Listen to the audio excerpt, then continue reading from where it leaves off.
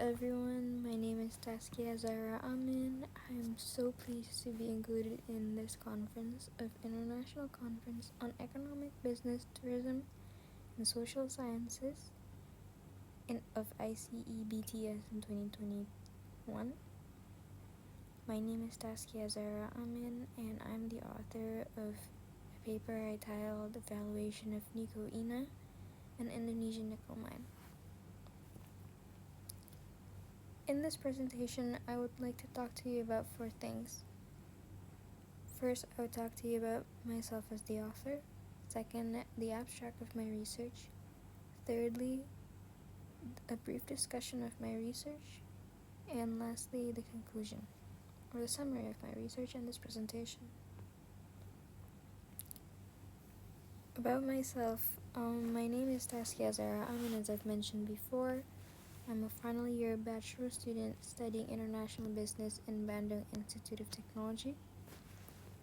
I found myself being interested in studying business and finance for the past 3 years and decided to delve deeper into the field of valuation, mergers and acquisition, and the implications of finance on business for my final year project.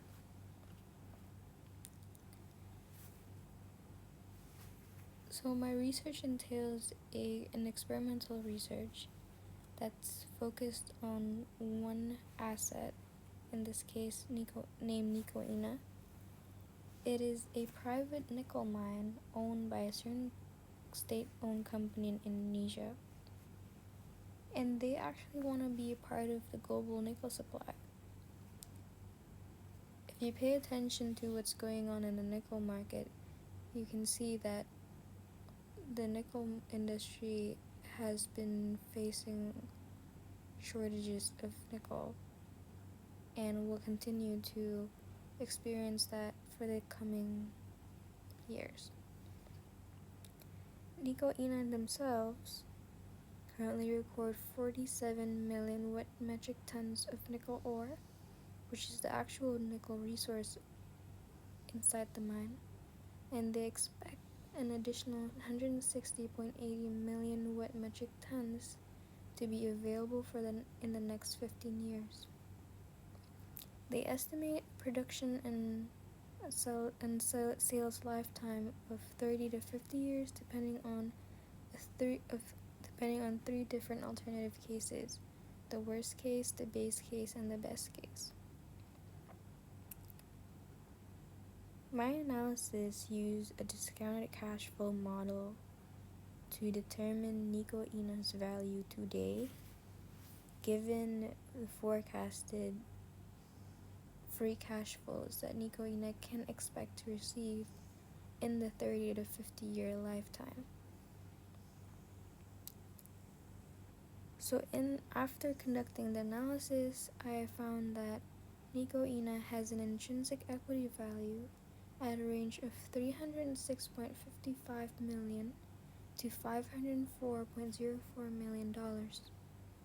It is equivalent to 30 to 49 times its book value of $10.30 million.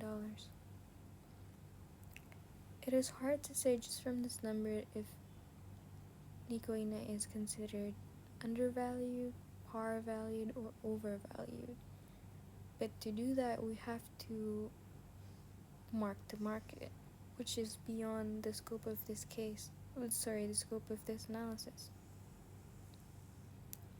However, I added a little level of complexity by incorporating or considering the risks that Nico may face, which includes decrease in production and fluctuations in the global nickel price, something that they're very, very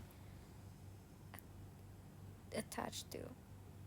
So I modeled a sensitivity analysis that considers Nico to only produce 80% of their maximum producing capacity, and also a fluctuating global nickel price by 10%.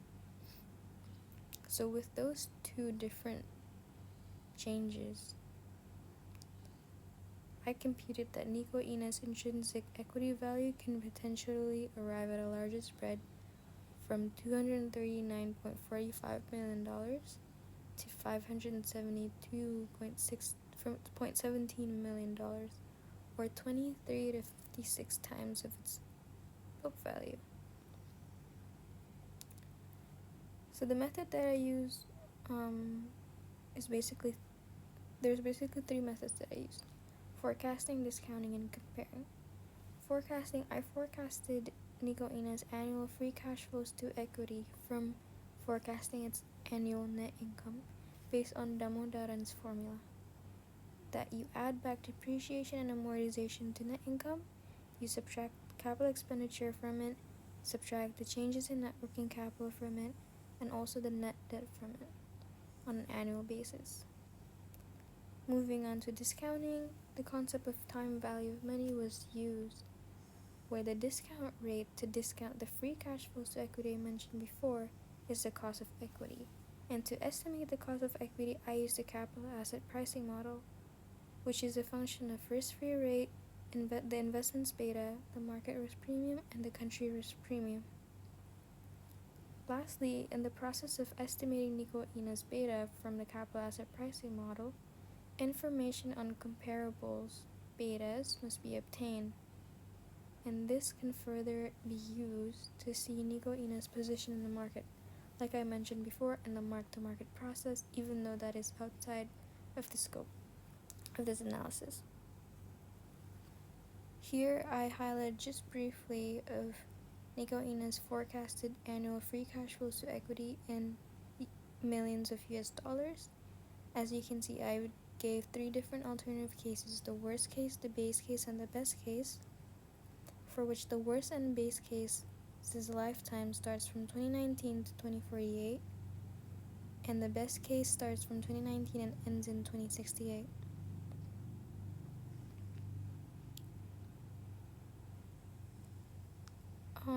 In calculating the discount rate, I mentioned before that it uses the risk-free rate, which in this case is the US 10-year T-bills,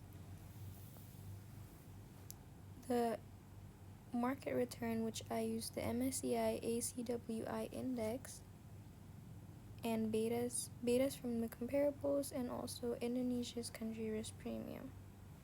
To give a more accurate and reliable information output, I use a 10-year average value, which are listed here in this slide.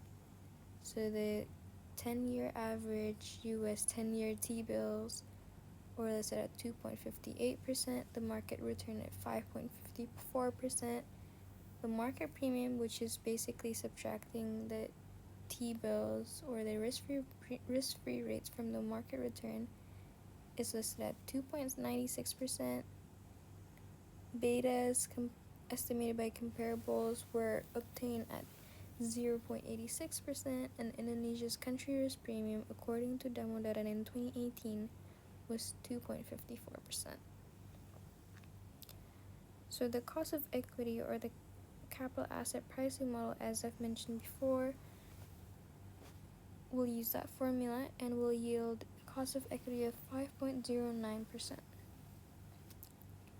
Moving forward, we use the concept of time value of money, where the asset value is a summation of all of Nico Ina's discounted free cash flows to equity throughout its lifetime, which is seen in the first equation on the left, and on the equation on the right, we adjust the asset value by adding total cash at year 0, which is 2018, for the base year, subtracted by total debt on the base year as well, to arrive at the equity value at the base year of 2018. And the table below shows Nico Ina's intrinsic equity values for the base year of 2018 in its three different cases of worst case, base case, and best case.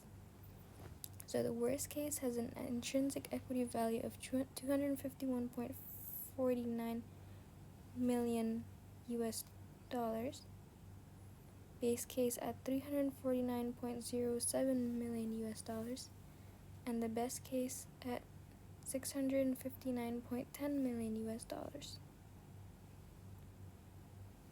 So in conclusion, this research suggests that given the assumptions that I used to arrive at the annual free cash flows to equity forecast, Nico INA has an intrinsic equity value at a range of 251 to 659 million US dollars.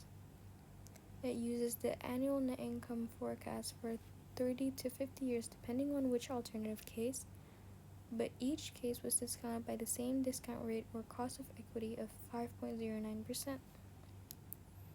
Now, the capital asset pricing model was used as a method to estimate for Nico INA's cost of equity. However, further research can imply Nico INA's position against the industry or its competitors through this valuation range. And that is it for my presentation. I thank you all so much. Have a good day.